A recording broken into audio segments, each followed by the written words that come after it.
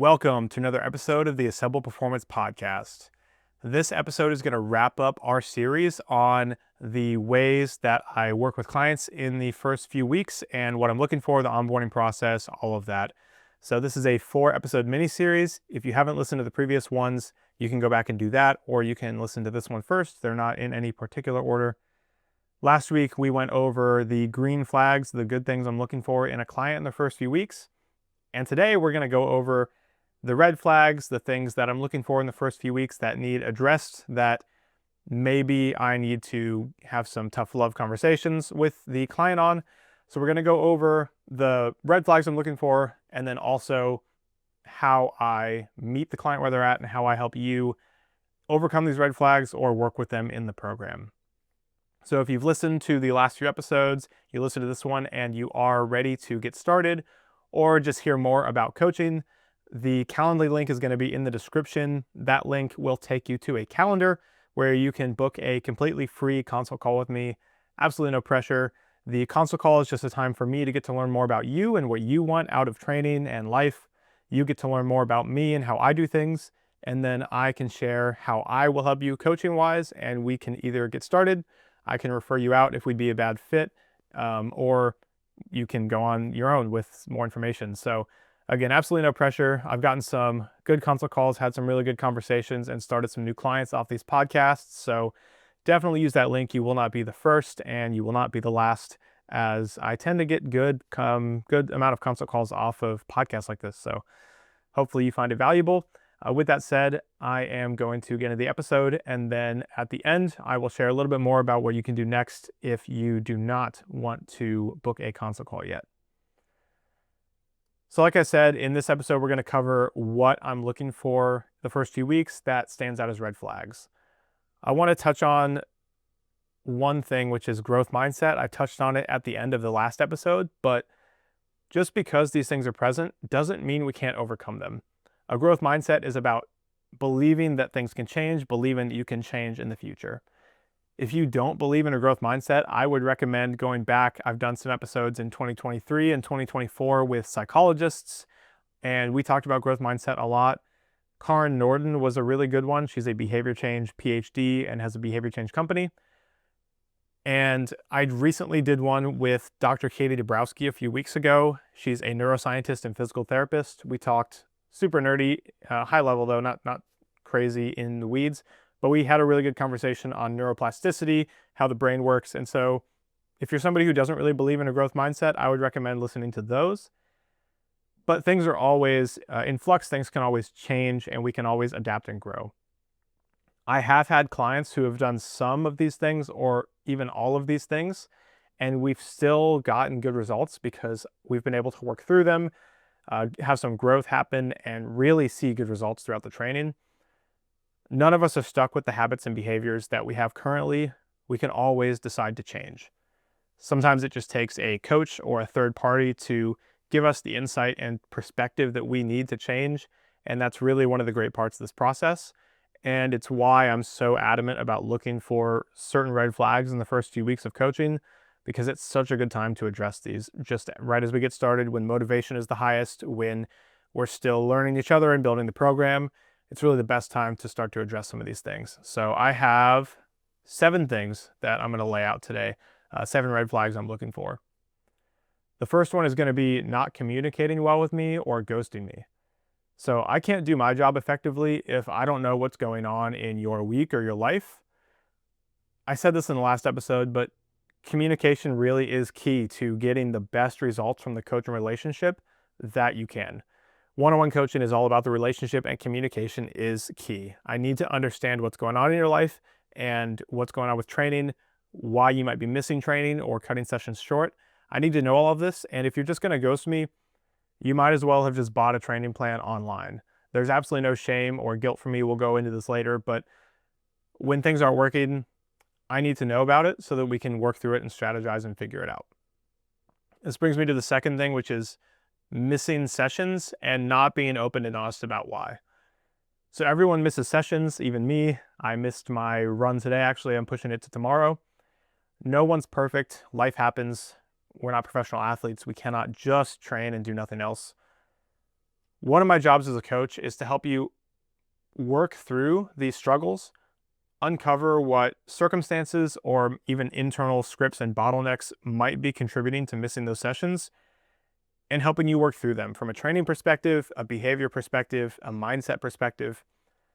I'm never, ever, ever, ever, ever, ever, I cannot emphasize this enough, going to judge or shame you for setbacks, for failures, for missing a session. Never. It's not my job. My job is to help you get better and reach the goals that you set out. I do not set your goals for you. I do not tell you how you should live your life. I merely help you reach those goals, do the things you need to do to reach those goals, and put the things in place behaviorally and training wise that you need to. I have also probably struggled with pretty much everything that you are. Maybe obviously some differences, right? I'm a man, I'm not a woman, all these different things, right? But generally speaking, emotionally, behaviorally, when it comes to training and health and fitness, I've probably struggled with it. I've had kind of a rocky past myself with my own mental health and things like this and some career things. So I'm never, ever going to shame or judge you. I'm here out of a place of care, out of a place of really, truly wanting to see you make the best progress possible and be as fulfilled as possible. And I emphasize this point because I find that when clients are not communicating with me, they're not telling me what's going wrong, they might feel a little embarrassed. You might feel a little frustrated with yourself and not want to share that. But this is the most important stuff to share. If you're not open about what's going on, about why you're missing sessions, about why you are not getting the entire workout in, whatever, I can't help. I can't come to you and say, this is what I've learned myself. This is what I've done with other clients previously. Based on what I know about you, I think we have these few options. What do you think? What option suits you best? The whole process of coaching is iterative. And if you're not going to be open about what you're struggling with, you might as well just buy a cookie cutter training plan online, because I'm not going to be able to give you the individualized advice and help that you need. So that's a big red flag. It's something I really want to address and make sure is not happening, because that's really going to sabotage a lot of the progress we're going to see, or we could potentially see, if that's not happening. Another thing on that note, the third thing is not asking questions when things aren't going as planned. Again, things rarely go as planned. We are humans, everybody has a life, and it's important that you have the tools to figure things out on your own. I do not want somebody to always need a coach. That is using me as a crutch, and that's not what I want. I want to empower you to, in the future, sometime, whether you want to in a short term or a long term, multiple years in the future, I want you to have the tools to handle these things yourself. Part of my job, a big part of my job, is helping you learn the skills you need to overcome life's obstacles and different things that come up, and still hit your fitness goals, still strength train, still hit your runs, and get what you need. So if you're not asking questions or open to understanding like what you can do when things don't go as planned, then that's going to kind of hinder your progress a little bit. And it doesn't have to be like very introspective, just like, hey, I missed my session here because of this. What do you think? Or I'm thinking next time maybe I move it over here. What do you think? Certain things like that. The fourth real red flag I'm looking for is having an external locus of control. So locus of control is basically, where do you see the control is? So external locus of control, some examples would be blaming time, circumstances, or other people for whatever went wrong, missing your session or whatever, rather than seeing where you have the power to act differently yourself. Other things are always going to come up and get in the way, and sometimes maybe it completely is somebody else's fault. But having a pattern of constantly blaming other things is letting go of the fact that we have the ability to affect change in our lives. You prioritize what matters.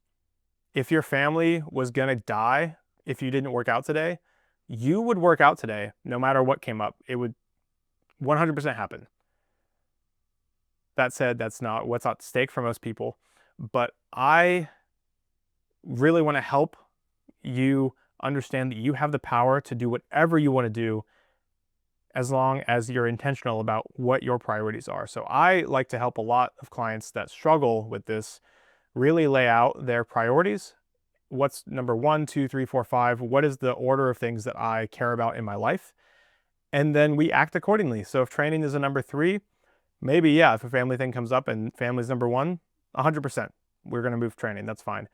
But it's not, oh my God, my family is what's causing me not to be able to train. It's, I know I'm in control of what I do, and I'm choosing in this moment to be with my family because it's more important to me than my training in this moment.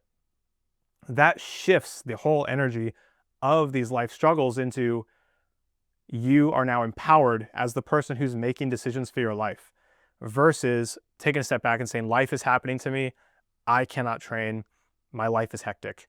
No, everybody's life is hectic, or most people's are, and you have the power to make that decision. I'm not going to tell you that you should make one decision or another. I just want you to know what's important to you and know what decisions that you want to make, and I will support you in those.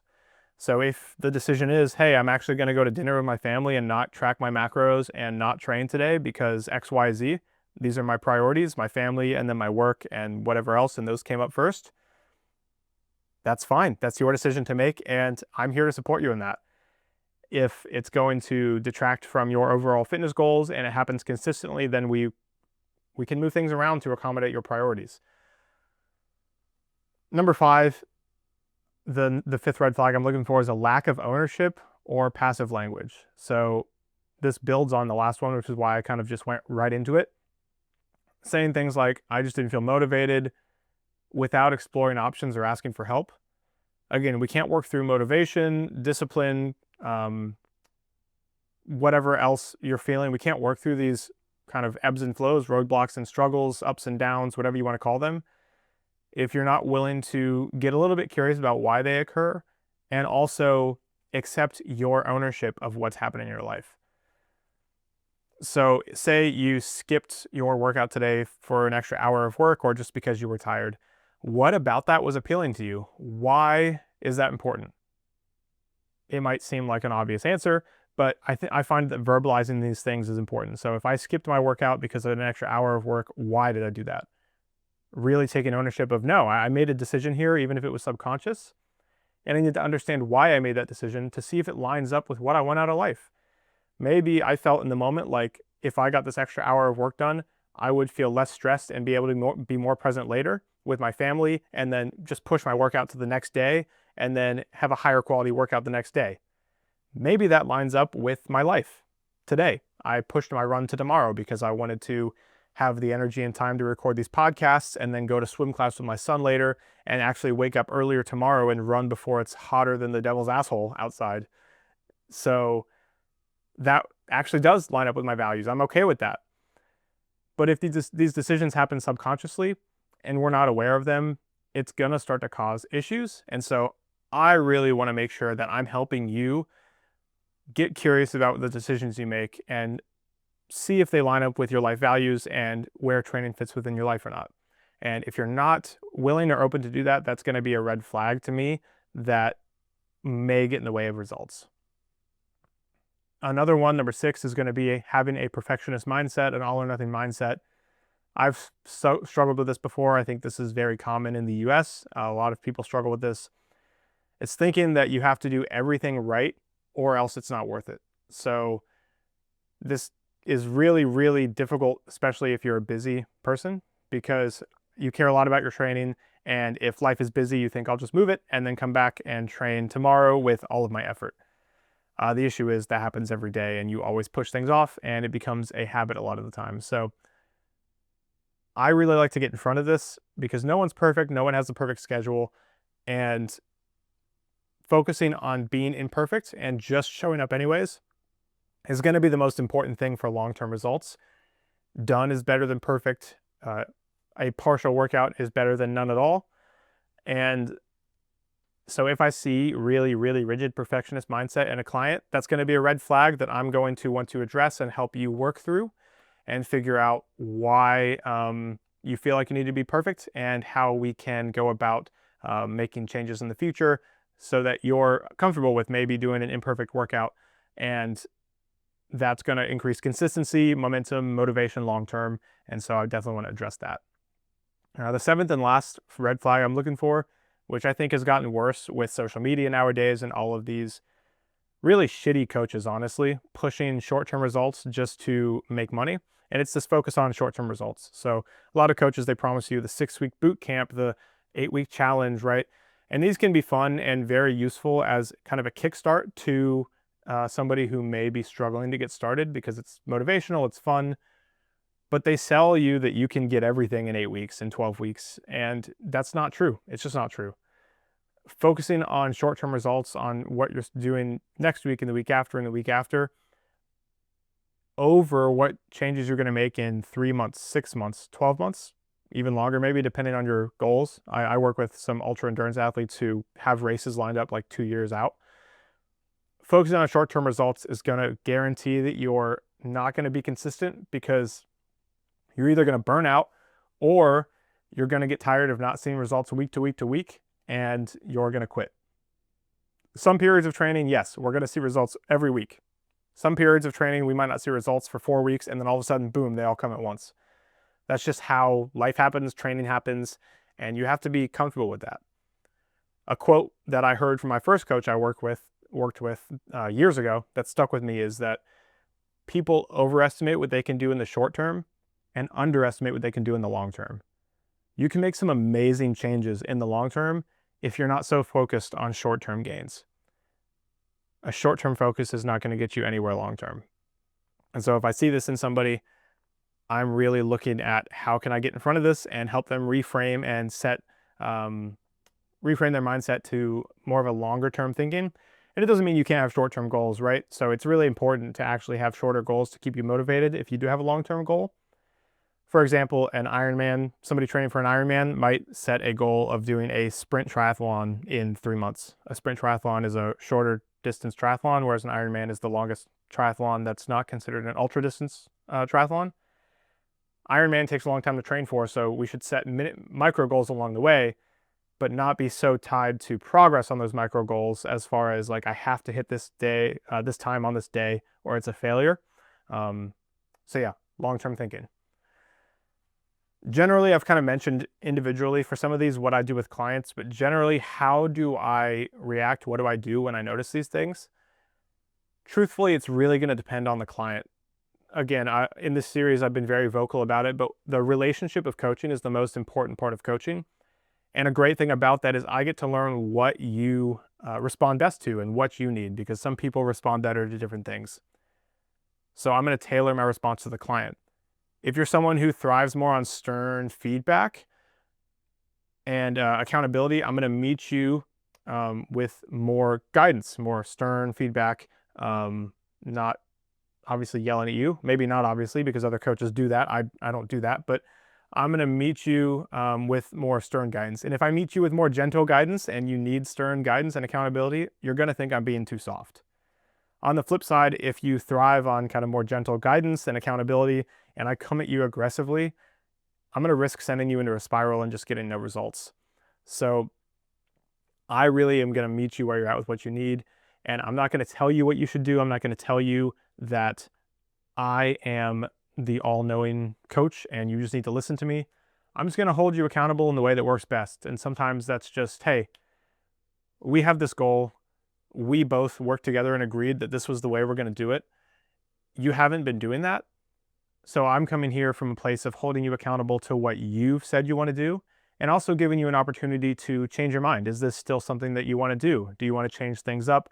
Does the lived experience of this not line up with the way you thought it would? And we can have that conversation.